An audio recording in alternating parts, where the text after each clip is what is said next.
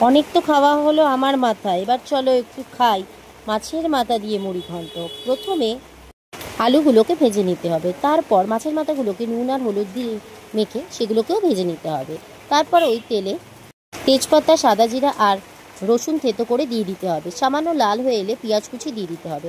সেটা ভালো করে লাল লাল হয়ে এলে তার মধ্যে সামান্য হালকা জল দিয়ে দিতে হবে। দেওয়ার পরে যে চালটা ধুয়ে রেখেছিলাম সেটা দিয়ে দিতে হবে, দিয়ে ভালো করে সেদ্ধ করে নিতে হবে চালটাকে। তারপর তার মধ্যে যে ভেজে রাখা আলু, মাছের মাথা, টমেটো, নুন, চিনি, গুঁড়ো লঙ্কা, হলুদ সব দিয়ে দিতে হবে। এরপর ভালো করে ফোটাতে হবে। ফোটাতে ফোটাতে তেল ছেড়ে এলে তার মধ্যে বেটে রেখেছিলাম গরম মশলা আর ধনে, সেটাকে দিয়ে দিতে হবে। তারপর রেডি হয়ে যাবে মাছের মাথা দিয়ে মুড়ি ঘন্ট। তার নামানোর সময় তার ওপর থেকে দিয়ে দিতে হবে হালকা ঘি। বাস রেডি। ভালো থেকো, ভালো খেও, চ্যানেলটাকে সাবস্ক্রাইব করে দিও।